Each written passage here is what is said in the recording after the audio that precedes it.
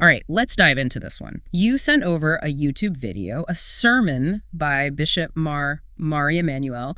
The title was Mari Emanuel, a Bible prophecy. We are on the verge of something huge. Pretty attention-grabbing, right? Yeah, definitely eye-catching. It looks like he's connecting the book of Revelation to, current events and making some pretty big predictions. Yeah, it seems like it. He really hones in on verses 11 through 13, specifically from chapter 18. That's the part about the fall of Babylon, right? Right, exactly. But he doesn't just stop at the historical Babylon. He uses that story to kind of paint a picture of what he sees happening today in the 21st century. And he makes these pretty striking comparisons to the U.S. He gave this sermon really recently, actually, December 29th, 2024. Wow, so just a few days ago. Yeah, so it's fresh, and I've seen a ton of chatter online about it, especially how he links these ancient prophecies to, what's going on in geopolitics right now. So before we get too deep into it, maybe we can kind of set the scene a little bit. For anyone who might not be super familiar with Revelation, what's the whole deal with Babylon in this context? Oh, that's a great question. It's important to remember that in the book of Revelation, Babylon isn't always just talking about the actual historical city. A lot of times it's used as a symbol. It represents, worldly power, a power that's opposed to God. Okay. It's kind of like this embodiment of, materialism and oppression. Basically everything that goes against what Christ taught. So when the bishop's talking about the fall of Babylon, he's not just talking about bricks and mortar crumbling, right? It's more like the collapse of a whole system or an ideology. Yeah, exactly. Maybe even a global superpower, if you want to think about it that way. No. He's taking that symbolic language and applying it to the modern world. It's he's suggesting that those same forces that brought down ancient Babylon, they could also lead to the downfall of something similar today. And he seems to think that the U.S. and the UN are kind of filling that role, taking on the mantle of modern-day Babylon. That's what it sounds like, yeah. One of the first things he points out is the reaction to Babylon's fall, the weeping of the merchants, right? Mm. And he picks out three specific groups who are mourning this destruction, the kings, merchants, and shipmasters. But he suggests that they're weeping. It's not exactly from a place of genuine sorrow. Interesting. He's implying it's not really about loving Babylon. It's more about self-interest. Makes sense. They're worried about their own wealth and power and what'll happen to it when Babylon's gone. Exactly. He's basically arguing that these groups, they represent the people who have, profited from Babylon's system. They've benefited from all the dominance and exploitation. Mm-hmm. So when that whole system starts to crumble, their biggest concern is, their own bottom line. That's pretty cynical. Oh, it is, yeah. So he's basically saying that the fall of a global power, like a modern-day Babylon, wouldn't just be some political event, right? Right. It would have huge economic consequences. Oh, absolutely.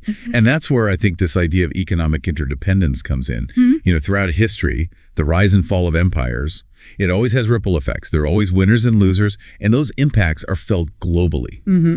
And in our world today, everything's so interconnected. Think about global trade, finance. Those ripple effects would be massive, even more pronounced than back in the day. Think about the 2008 financial crisis. That started in the U.S., but it had this devastating impact all over the world, right? Exactly. So now imagine that, but on an even bigger scale. Makes you think about how much our well-being, even here in listeners' location, depends on the stability of those global systems, It's true. We're all in this together, whether we like it or not.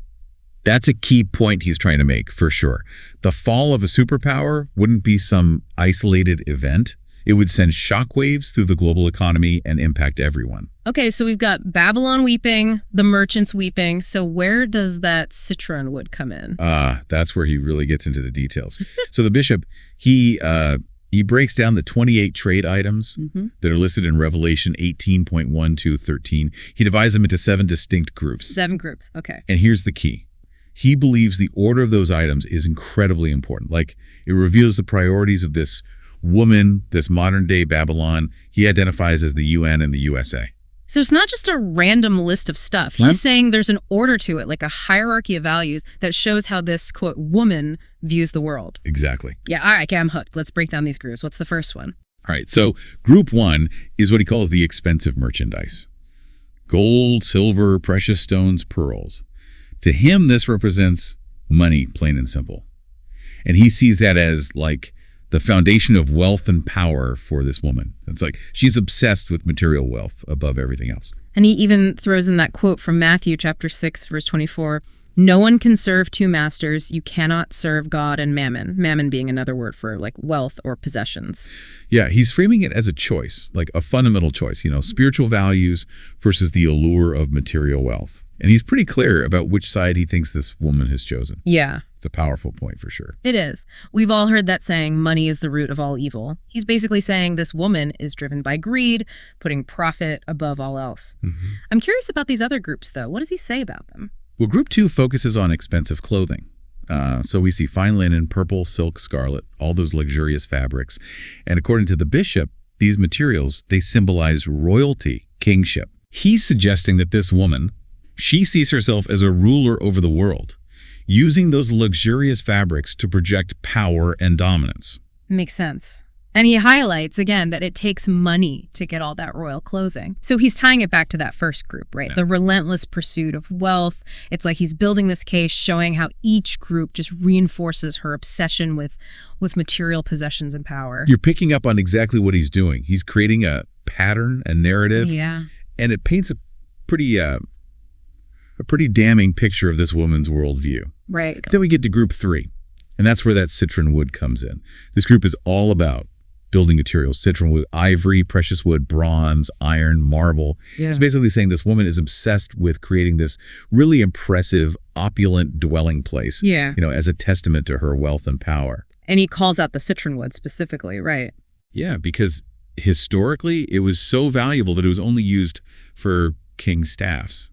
The fact that this woman wants it for her house, it really says something about how she sees herself. It's like she's not just content with being rich and powerful. She wants everyone to know it. Exactly. It's like she's building a palace, even if it means exploiting others to get it. Wow. So we've got the money, fancy clothes, a palace decked out in citron wood. What else is this woman craving? Well, that's where things get even more interesting. He's got 4 more groups to unpack, each showing a different side of the woman's desire for, worldly pleasures and distractions. Oh, this is getting good. I can't wait to hear what those last 4 groups are. But I think we need to pause here for now. We'll pick up this deep dive in part 2. Welcome back. We're still unpacking these 28 trade items, the ones the bishop thinks reveal the priorities of this woman he's talking about, the one he connects to the UN and the US. Right. We got through the first 3. Money, the fancy clothes, and all the building materials. Yeah, and that citron wood, man, it's such a small detail, but it really gets you thinking about, this woman's obsession with luxury and how she wants to be seen in the world. Total. It's like a status symbol or something. Exactly. And that's how the bishop builds his argument, through these specific examples. And it gets even more interesting as we go through the next 4 groups, where he starts connecting these ancient symbols to, modern day problems. Okay, I'm ready for group 4. Lay it on me. All right, so group 4 is all about expensive fragrances, things like cinnamon, incense, fragrant oils, frankincense. At first glance, it just seems like another luxury item, right? Yeah, just more fancy stuff. But the bishop sees something deeper there. Ooh, I love it when there's a deeper meaning. What's he saying about these fragrant oils? He links them to the allure of worldly pleasures.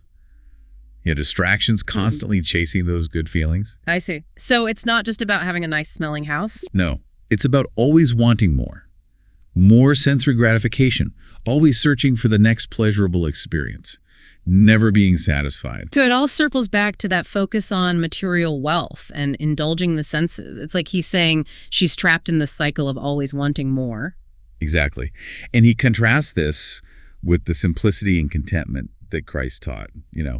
You remember, Jesus often talked about finding true wealth in spiritual things, not material possessions. Yeah, it's interesting how he brings all these different biblical ideas together to create this bigger picture. He's not just commenting on this woman, but also on, our values as a society today. All right, what about group 5? What's in that one? Group 5 is all about food and drinks. We see things like wine, oil, fine flour, wheat, cattle, sheep, all representing abundance, the kind of stuff only the wealthy could really enjoy. I'm sensing a theme here. Right. Again, he's emphasizing that extravagant lifestyle and how she prioritizes indulging her physical desires. It's almost like he's saying this woman feasts while others go hungry. He's making this contrast between her abundance and all the poverty that exists in the world. You got it. He's highlighting the inequality that's baked into this system. It's not just about her personal choices. It's about a system that allows some to have way too much while others struggle to survive. And of course, that goes against the teachings of Christ, who, emphasize compassion and taking care of the poor. Absolutely. He's showing how her priorities are the opposite of the values Jesus lived by. Okay, 6 groups down, 2 to go. What's next? Group 6 might seem a little out of place at first. It's all about transportation, horses, and chariots. But remember, in ancient Babylon, those weren't just for getting around. They were symbols of military power. So he's suggesting this woman isn't just happy with wealth and luxury. She wants to control and dominate others, too, using force. Exactly. He's connecting those horses and chariots of ancient Babylon to, like, the U.S. military today, suggesting this woman is also driven by that desire for, well, military dominance and control on a global scale. It's like she wants to be the schoolyard bully, Yeah, kind of. It really highlights that potential for aggression and violence. Like, he sees that as part of this woman's worldview. So we've got money, luxury, indulging the senses, and now military power. It's a pretty bleak picture so far. We're down to the last group. Where do actual people fit into all of this? And that's where he makes his most disturbing point. Group 7, the very last one, is humanity. Bodies and souls of men, as the text says. Wait, Les. He's saying people are at the bottom of the list, below money, luxury, even weapons. That's his point. He's arguing that this woman, this representation of the UN and the US, sees people as just commodities. Things to be used. Yeah, tools to exploit and manipulate for her own gain. It's a pretty harsh assessment. It's like she sees people as disposable, not as individuals with value and dignity. Exactly. It goes beyond just criticizing her love of money and power. He's saying that at her core, she lacks compassion. She sees humans as resources to be used up and thrown away. Wow. And this is where technology comes in, right? He says that technology, even though it was invented in America, has become a tool of enslavement. Yes. He makes this argument that technology is being used to distract and manipulate people, to keep them obsessed with entertainment and social media, and ultimately to pull them away from God and their families. He calls it the enslavement of souls. So he's not just talking about physical enslavement, but like a mental and spiritual kind of enslavement. Right.